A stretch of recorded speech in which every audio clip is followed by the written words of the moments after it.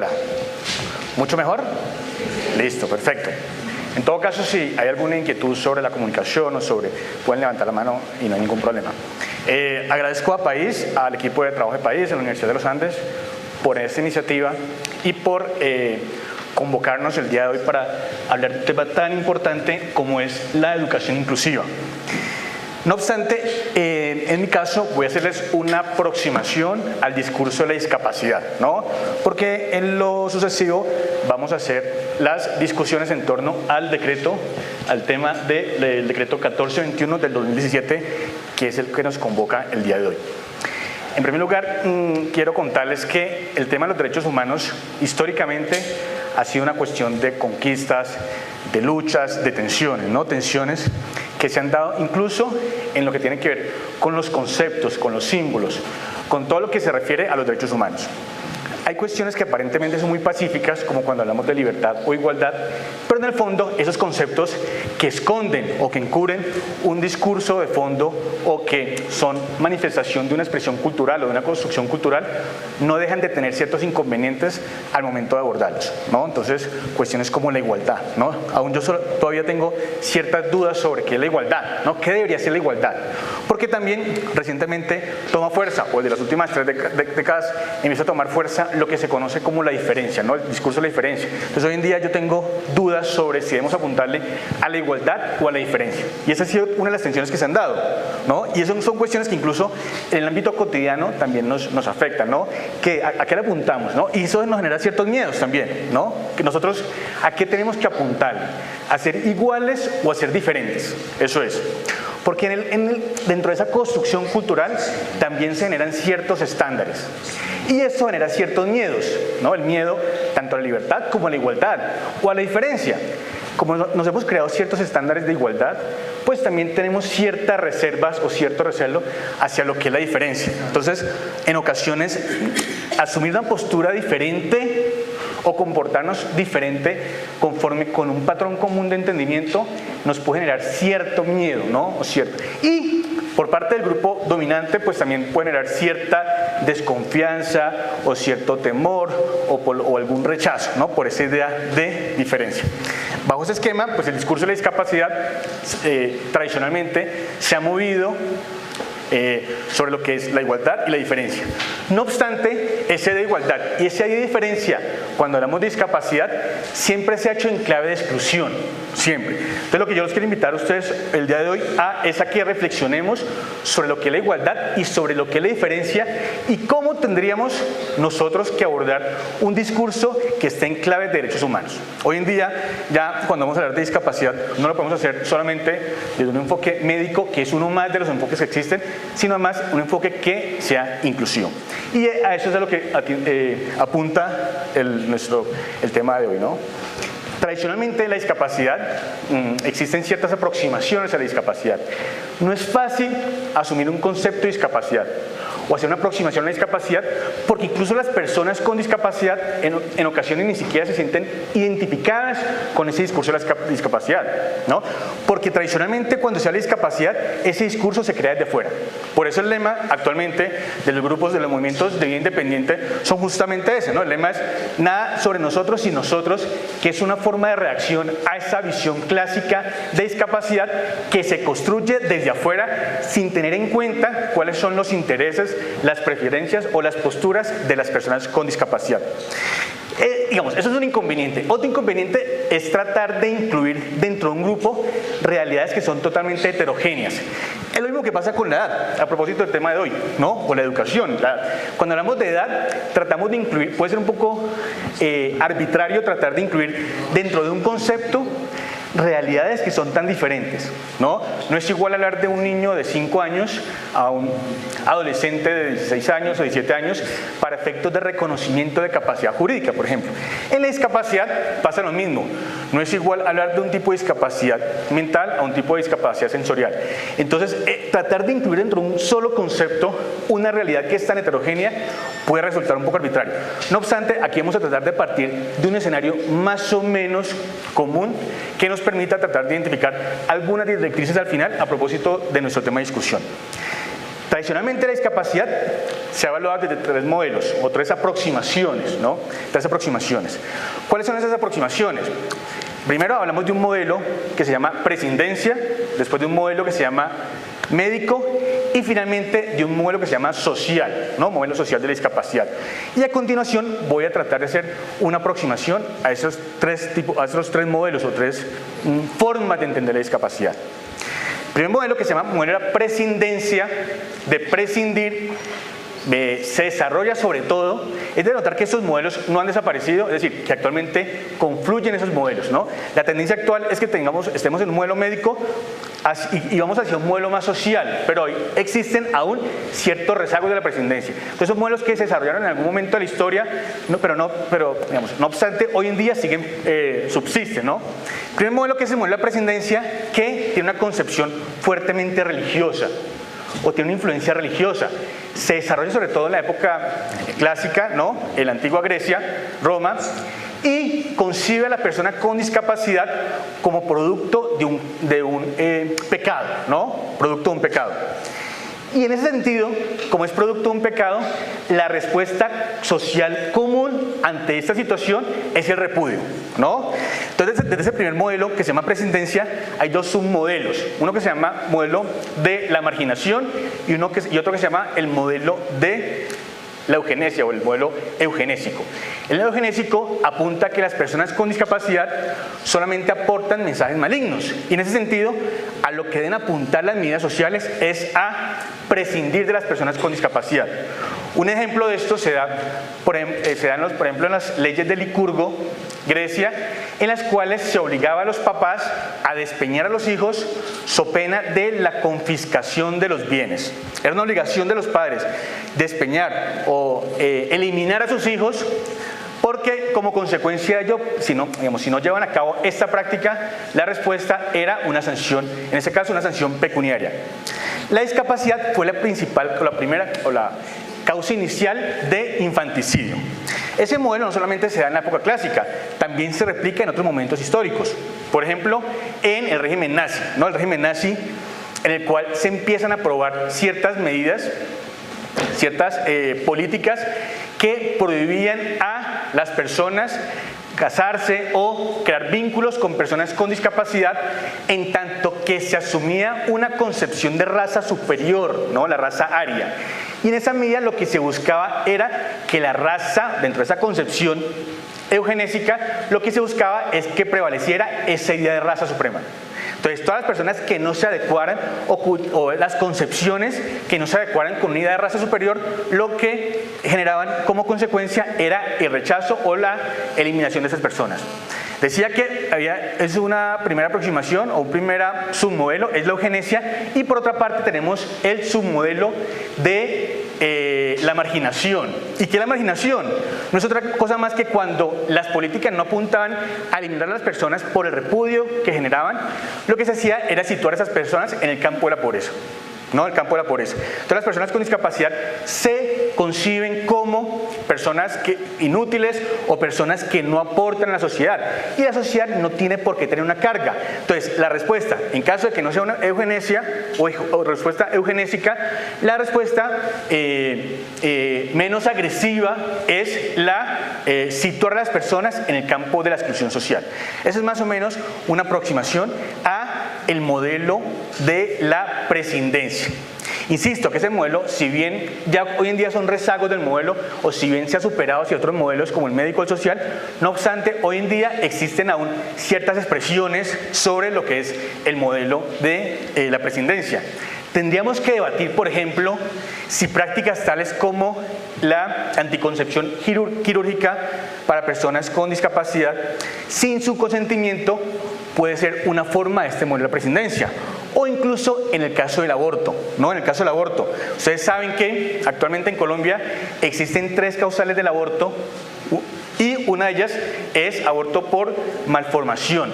Pues en ocasiones tendríamos que mirar si esta causal del aborto también se utiliza como una manifestación de ese modelo de la prescindencia, del que yo les digo, como les he dicho, no ha desaparecido aún, y aún existen rezagos, ¿no? Posteriormente podemos hablar de un segundo modelo que se llama modelo médico o modelo rehabilitador. Modelo médico o rehabilitador que ya no concibe a la persona, ya no tiene una concepción religiosa de base, sino que ya se basa en consideraciones científicas y entiende a la persona con discapacidad como una persona enferma, que vive una tragedia, y la sociedad debe poner al servicio de esa persona todos los mecanismos necesarios para que la persona con discapacidad pueda salir de esa situación de tragedia. Es una situación que se considera indeseable, ¿no? Este modelo surge en Estados Unidos a comienzos del siglo XX, cuando se empiezan a adoptar medidas desde el campo de la seguridad social, medidas encaminadas a rehabilitar o a recuperar personas que han quedado con alguna discapacidad como consecuencia del conflicto armado, ¿no? de la guerra. Entonces, lo que busca este modelo básicamente es crear medidas o políticas que permitan ocultar la diferencia, ¿no? O rehabilitar a la persona.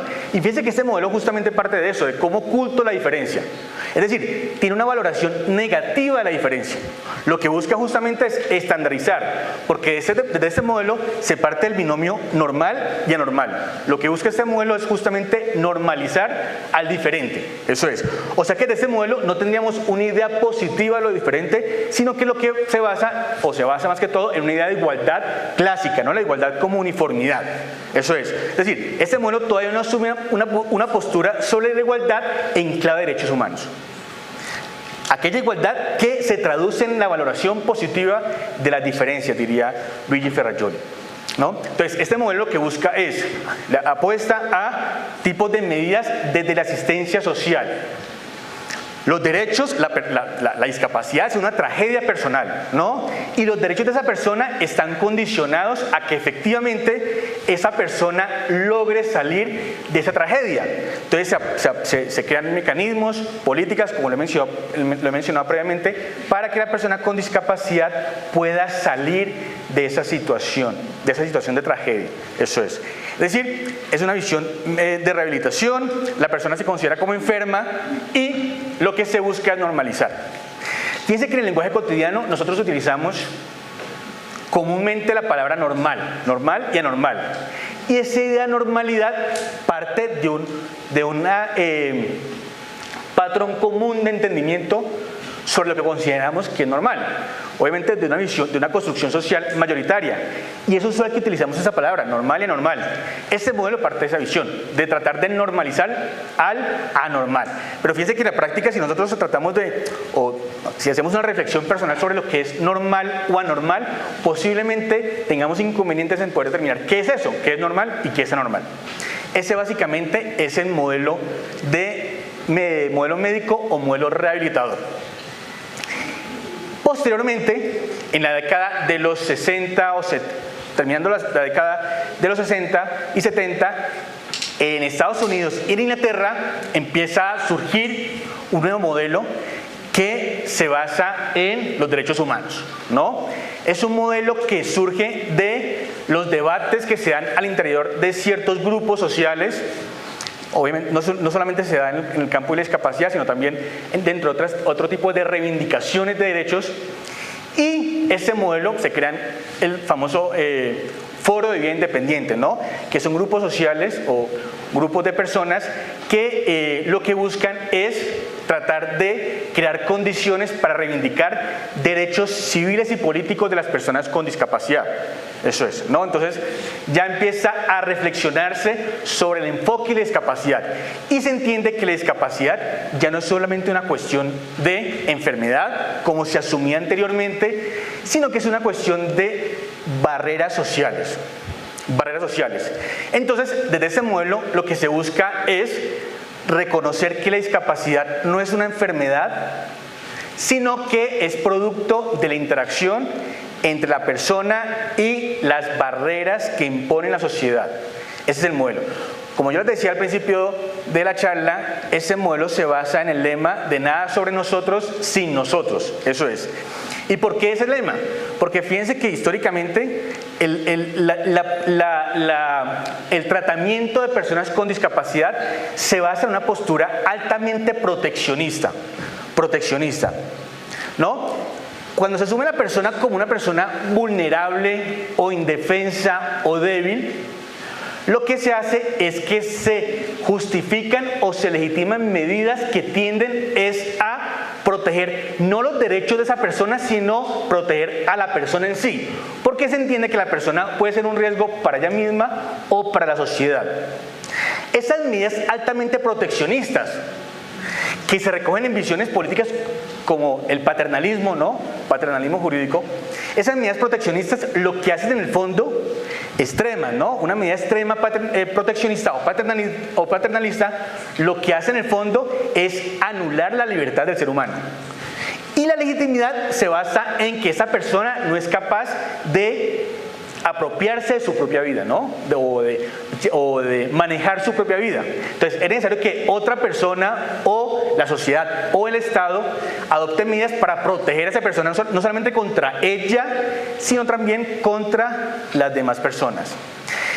Esa visión proteccionista se basa en el discurso de las personas como personas débiles o inferiores o vulnerables. Incluso nuestra Constitución política en el artículo 13 hace mención a estas categorías. Por ejemplo, la debilidad manifiesta. En lo personal, considero que no resulta apropiado hacer mención a palabras tales como debilidad manifiesta o personas que están en situación de debilidad manifiesta o de indefensión, porque lo que traduce esto al final es lo que se consigue con esto es acentuar o mantener esa situación de desigualdad. Entonces, me parece más oportuno actualmente, en clave de derechos humanos, hacer mención a grupos que se encuentran en situación de desventaja. Eso es. Fíjense, por ejemplo, en el caso de las mujeres. Históricamente, las mujeres se les ha dado, el matiz de protección ha sido altamente proteccionista, o el matiz de protección, perdón, ha sido altamente paternalista, y eso ha dado lugar a que solamente, a que históricamente las mujeres no se consideraran aptas para manejar sus propios derechos, con lo cual se creaba un discurso que, desde la visión proteccionista o altamente proteccionista, que anulara la libertad de la mujer. Eso es lo que pasó tradicionalmente. Actualmente ya se reconoce esa capacidad jurídica también de las mujeres, pero en el caso de las personas con discapacidad aún se duda sobre si una persona con discapacidad es capaz o está en condiciones de poder manejar su propia vida, ¿no? Entonces, ¿qué considero yo? Considero que no es bueno actualmente, de cara al discurso de los derechos, hacer mención a personas débiles o indefensas e incluso vulnerables, porque me parece que esos conceptos que se construyen desde afuera lo que hacen es mantener a un grupo oprimido. Entonces, insisto, me parece que es más pertinente hacer mención a personas que por ciertas circunstancias se encuentran en situación de desventaja. Ahora bien, ¿por qué una persona con discapacidad se encuentra en situación de desventaja? Hay múltiples factores, ¿no? Entonces podríamos, aquí existen diferentes corrientes. Entonces podemos traer una corriente, por ejemplo, iusnaturalista, ¿no? Y entonces aquí podemos traer a Aristóteles. Entonces Aristóteles diría, es que los seres humanos son desiguales, ¿no? Los seres humanos son desiguales. Entonces, Aristóteles tiene una fórmula que se denomina, o la fórmula de la justicia de Aristóteles es dar un trato igual a los iguales y desigual a los desiguales. La pregunta sería, ¿resulta pertinente hoy aplicar la fórmula aristotélica para efectos de garantizar la igualdad? A mi modo de ver, por lo menos tendríamos que actualizar esa fórmula, porque el escenario de Aristóteles no es un escenario de reconocimiento de las diferencias, como tendríamos que hacerlo hoy en día. El escenario de Aristóteles es un escenario de desigualdad natural entre seres humanos. Entonces, para Aristóteles, las personas que tienen virtudes, no identificamos las virtudes con las mujeres, por ejemplo, para Aristóteles. Buenos días, apreciados compañeros de trabajo. Después de esta breve e importante reflexión que interrumpo para seguir viendo en otro espacio donde el abogado Dr. Mario Ospina, de la Universidad Externado de Colombia, hace una descripción introductoria a la implementación y retos de una educación inclusiva, regida por el decreto 1421 del 2017, por el cual estamos reunidos hoy. Paso a explicar cómo va a ser la transferencia del diplomado de inclusión, en el cual con mucho gusto y dedicación estuve más de 160 horas aproximadamente, contando con la profundización que recibí en la capacitación de Valle Mágico. De antemano quiero decirles que esta capacitación fue obtenida como resultado de la gestión de nuestra gobernadora anterior y actual, ante el Sistema General de Regalías, Fundación Universidad del Valle, Departamento Nacional de Planeación y Fundación Nuevo Horizonte.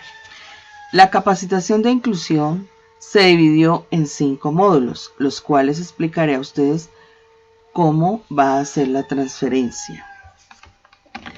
El módulo 1 se titula Nuestra institución frente a una educación inclusiva y de calidad. Tiene 3 temas. Tema 1, lineamientos normativos y políticos de la educación inclusiva. Tema 2, principios de la educación inclusiva. Tema 3, enfoques de atención a la diversidad. Los objetivos general, tener una educación inclusiva pertinente y eficaz en nuestra institución educativa. Como específicos, aplicar los lineamientos normativos y políticos de la educación inclusiva. Asimilar los principios de la educación inclusiva, integrar los enfoques de atención a la diversidad, constituir el comité de inclusión, legalizar los criterios de evaluación mediante resolución expedida por rector. Se calcula que se va una jornada de 6 horas o 2 jornadas de 3 horas. Como responsables estamos el rector y yo en esta parte. En el módulo 2 se titula Nuestra institución y las condiciones para la educación inclusiva y de calidad. Tema 1, caracterización de la diversidad. Tema 2, indicadores de inclusión en la institución educativa. Los objetivos son concientizar sobre una educación inclusiva de la diversidad, hacer una caracterización de línea de base de la institución educativa José Acevedo y Gómez, proponer indicadores de inclusión dentro del PI y todos los demás componentes. Este trabajo pues ya yo lo he adelantado, pero es necesario socializarlo. Para esto se proponen 4 jornadas que se supone que se pueden dar en la semana institucional.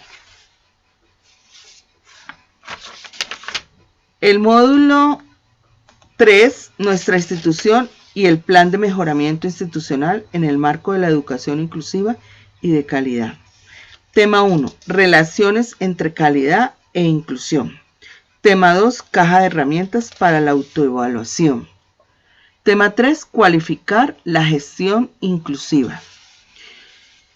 Los objetivos, identificar en los docentes su práctica pedagógica desde el punto de vista de una educación inclusiva. Dar a conocer cómo es el proceso que orienta la Guía 34 de Inclusión para posteriormente aplicar el índice de inclusión.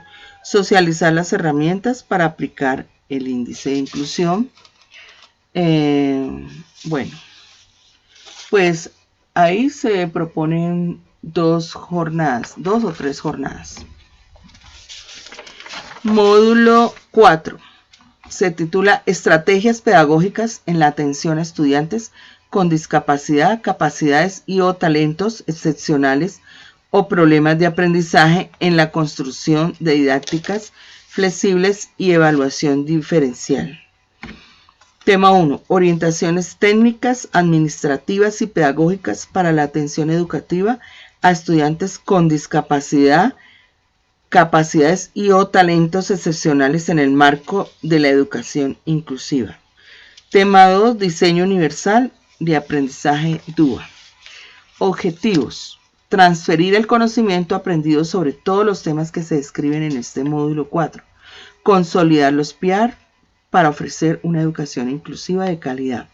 Transferir el material de apoyo para ser consultado en el momento que sea necesario por el docente de acuerdo al caso que se presenta en su salón de clases.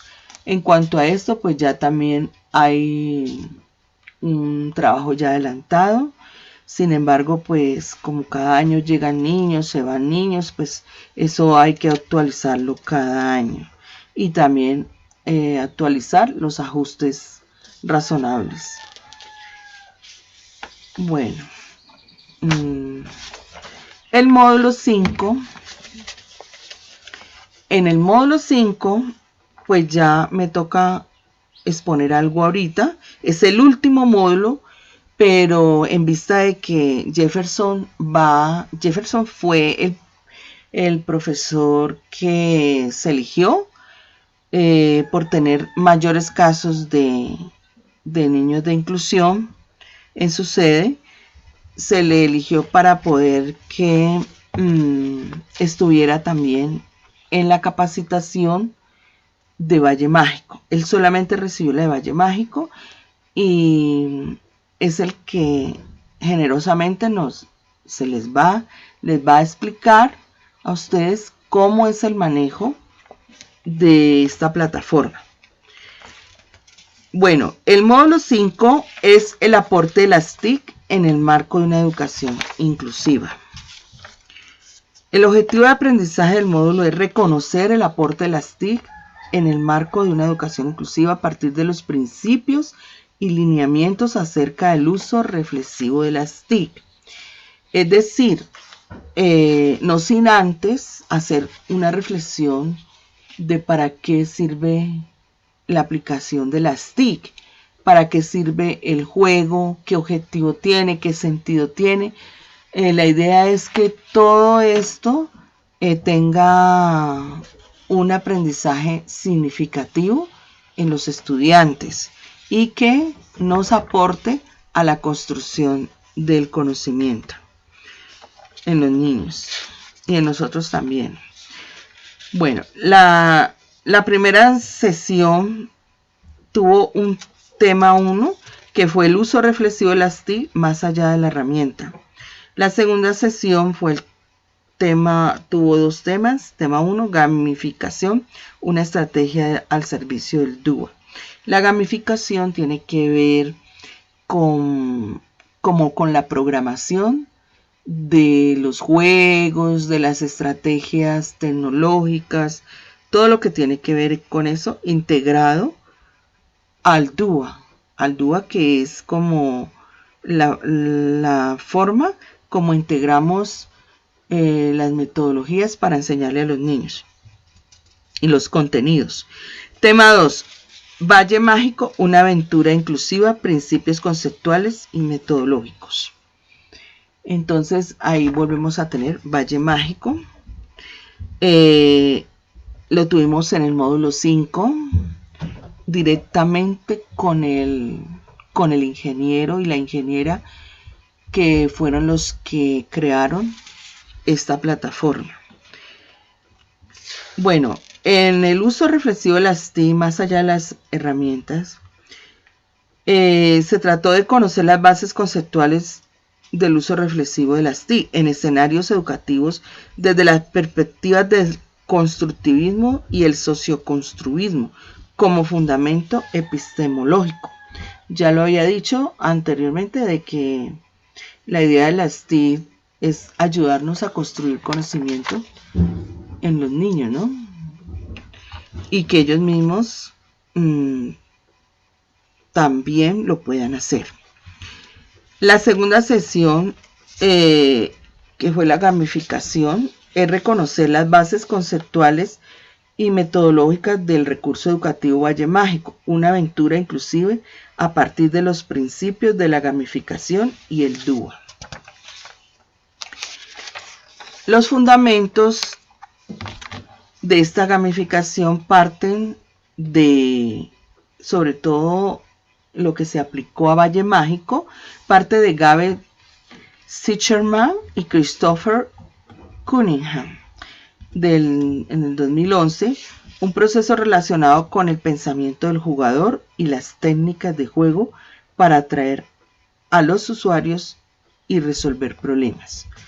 sea, la idea es como aplicar esto, ¿no? Que el juego nos sirva para mirar cómo se resuelven las dificultades y los problemas que se presentan durante el juego. CAR CAP 2012, la utilización de mecanismos, la estética y el uso del pensamiento para atraer a las personas, incitar a la acción, promover el aprendizaje y resolver problemas. Bueno, parten de la estética del juego. Valle Mágico, como pues ya lo va a explicar Jefferson, es una plataforma que tiene un gran paisaje y es contextualizado a nuestra región, al valle, sobre todo a la costa pacífica. Él lo explicará más adelante. En la gamificación juegan unos elementos en el juego, en la programación, que es la base del juego, la mecánica, la estética, la idea del juego, conexión juego-jugador, jugadores, motivación, promover el aprendizaje, resolución de problemas. Estos son como los elementos de Valle Mágico. Bueno, definir el objetivo. ¿Qué queremos conseguir con la gamificación?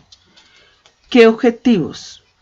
Entonces, cuando uno realiza un juego para los estudiantes, tenemos que listar unos objetivos, qué es lo que queremos lograr, y priorizar los objetivos, justificar esos objetivos, de acuerdo pues a lo que, al tema, al conocimiento que queramos enseñar.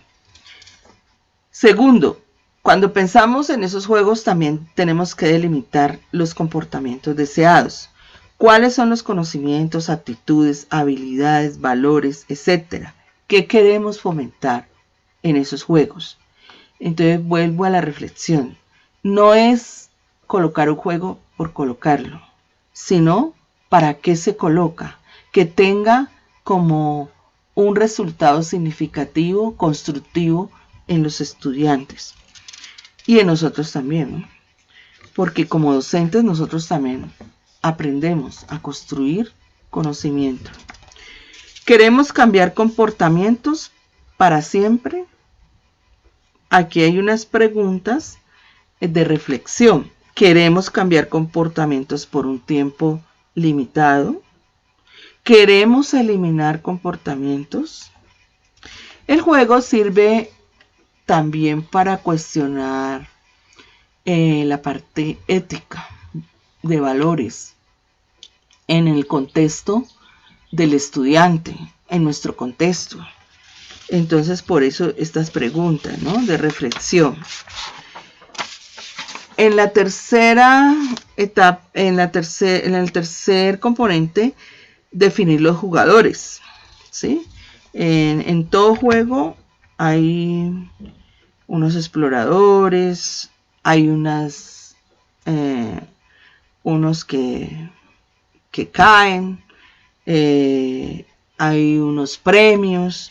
Entonces Valle Mágico, Valle Mágico, como en otros juegos, van a encontrar también esto. Les decía que pues en este módulo vimos también otros juegos, otras estrategias didácticas de tecnología, que hoy no voy a explicar, sino cuando lleguemos al módulo 5. Por ahora solamente se va a tocar Valle Mágico.